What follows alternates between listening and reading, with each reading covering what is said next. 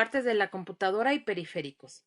Los componentes fundamentales de las computadoras son el CPU, unidades de almacenamiento y los dispositivos de entrada-salida. En las clases anteriores hemos identificado algunos de estos por separado. Pero ¿cómo están integrados en una computadora? Pues bien, lo más importante de una computadora es el microprocesador o unidad central de procesamiento CPU. Podría decirse que es como el cerebro de la máquina. En él se interpretan las instrucciones contenidas en los programas y procesa los datos. Luego nos encontramos con la memoria. Es muy importante porque se encuentra acoplada al CPU y almacena las instrucciones que forman un programa y la información que manipulan estos. Pero ¿cómo se comunica el CPU con la memoria RAM y demás componentes de la computadora? Para ello la computadora cuenta con el bus de datos y el bus de direcciones. El bus de datos se encarga de transmitir los datos de los componentes con el microprocesador y el bus de direcciones se encarga de indicar la posición de memoria o el dispositivo con el que se desea establecer comunicación. Hasta este momento, solo hemos visto cómo se lleva la comunicación interna de la computadora. Pero, ¿cómo se comunica la computadora con el mundo exterior? Para ello, la computadora también cuenta con diferentes interfaces de puerto, las cuales permiten la comunicación con los diferentes periféricos de entrada y salida. Actualmente existen una gran variedad de interfaces de puertos. Las más comunes son PS2, VGA, RJ45, paralelo de sonido, y los más recientes como el bus serial universal USB y la interfaz multimedia de alta definición HDMI. Ahora que ya hemos visto que la computadora cuenta con diferentes interfaces de puertos, podemos hablar de las partes que integran una computadora. Las necesarias para su funcionamiento son: el disco duro es la principal unidad de almacenamiento de información, datos y programas de una computadora. Se encuentra instalada dentro del gabinete principal. El monitor nos permite ver la información de una manera que podamos interpretarla. Actualmente existen con tecnología de plasma, LCD y LED. El tamaño del monitor se mide en pulgadas y puede conectarse a los puertos VGA y los más modernos a puertos HDMI. El teclado permite que podamos introducir órdenes y datos en una computadora. El más usual es el conocido como QWERTY. Se conecta de manera alámbrica o inalámbrica o en los puertos PS2 y USB. Otro elemento es el mouse. Es un dispositivo apuntador que nos permite el manejo de un entorno gráfico en una computadora. Se puede conectar de manera inalámbrica o a través de los puertos PS2 y USB. Y por último, las bocinas. Son dispositivos que reciben las señales eléctricas de audio procedentes de la computadora y las transforman en sonido. Pueden venir integradas al gabinete o de manera externa, conectadas a puertos de audio y USB. A estos dispositivos se les conoce como periféricos o dispositivos de entrada-salida y forman parte del hardware de la computadora. Se puede decir que son todos aquellos dispositivos tangibles que podemos ver y tocar, que sin pertenecer al núcleo fundamental del CPU memoria central, permiten realizar operaciones de ES complementarias al proceso de datos que realiza el CPU. El proceso general de comunicación es de la siguiente manera. El CPU está corriendo constantemente una rutina, cargándola en la memoria RAM para detectar dispositivos en las diferentes interfaces de puerto a través de los buses de datos.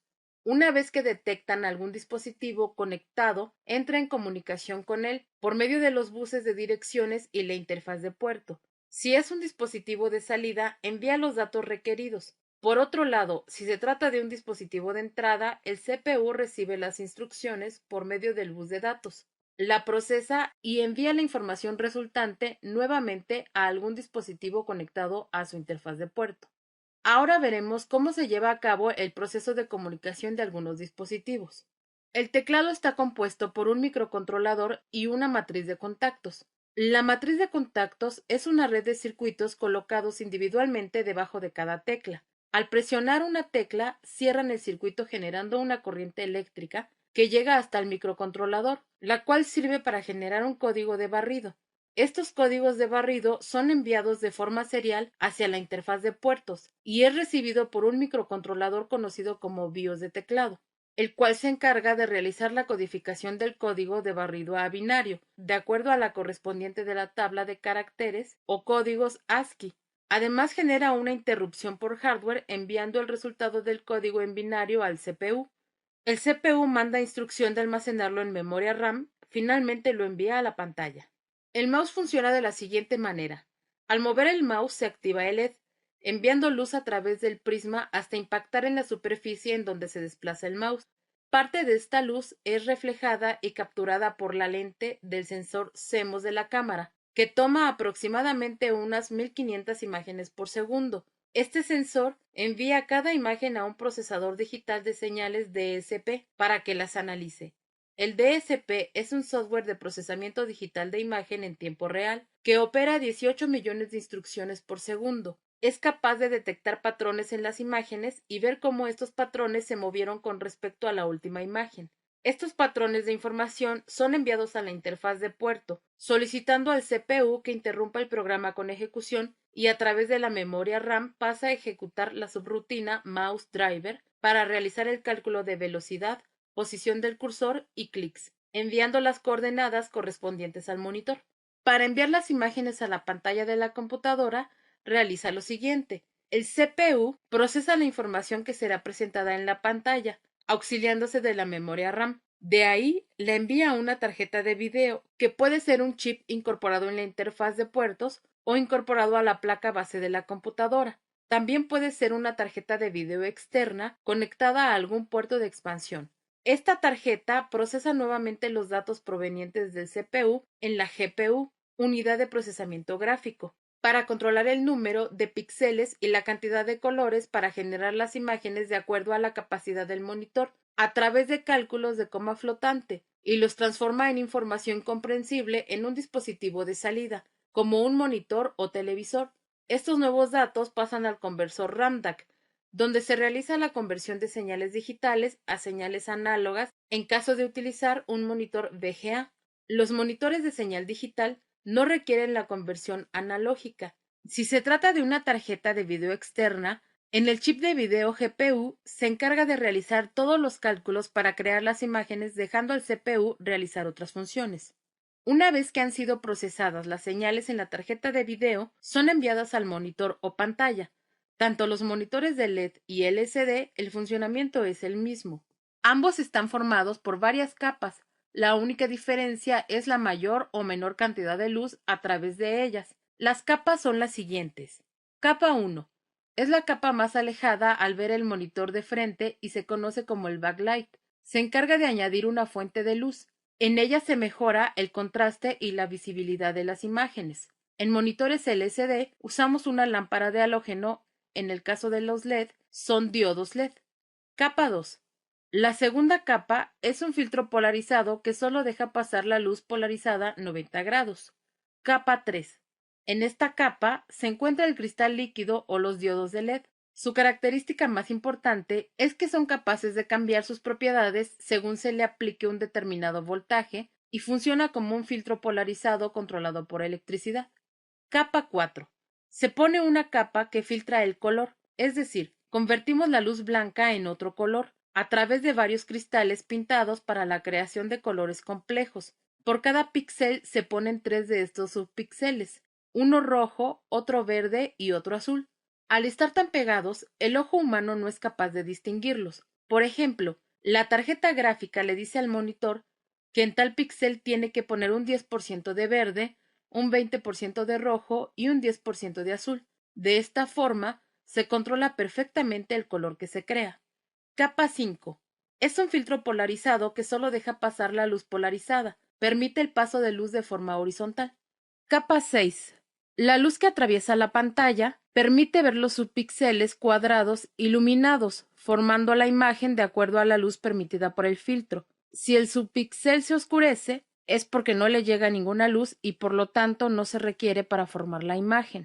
Otros periféricos de entrada son el escáner. Es un dispositivo semejante a una fotocopiadora, pero en lugar de copiar en papel la imagen, la información la transforma en un documento electrónico.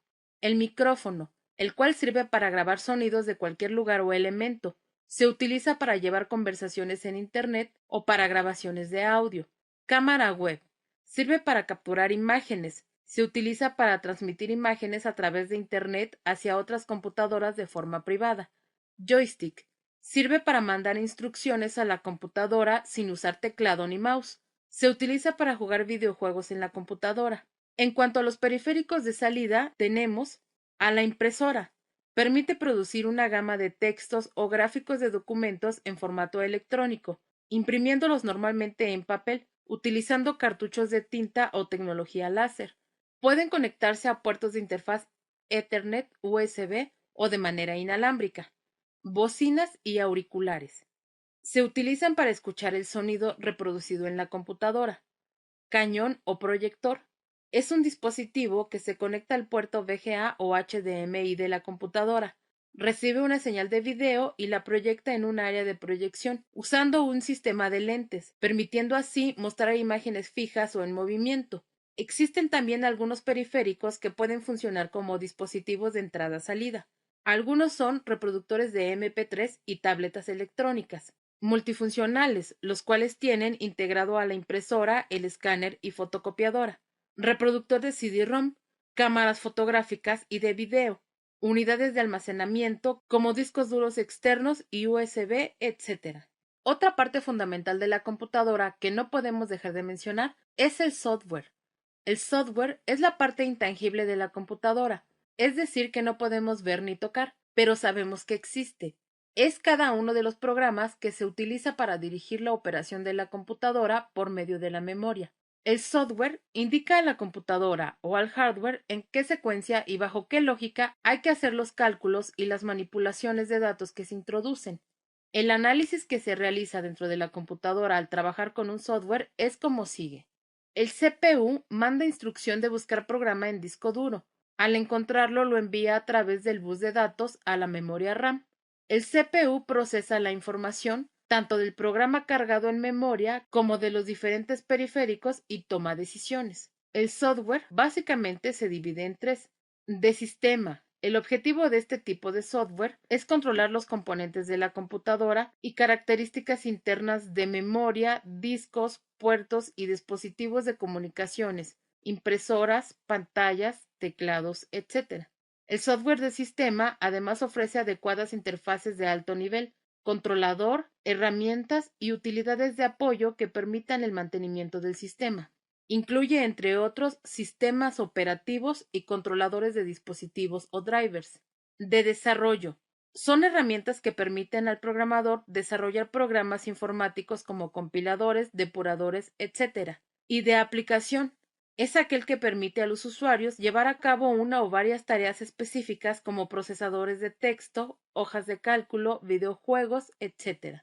Como conclusión, podemos decir que a través del hardware la computadora desempeña funciones de entrada y salida, pero también desempeña funciones de procesamiento y almacenamiento de la información, y que sin el software la computadora sería un conjunto de piezas inservibles.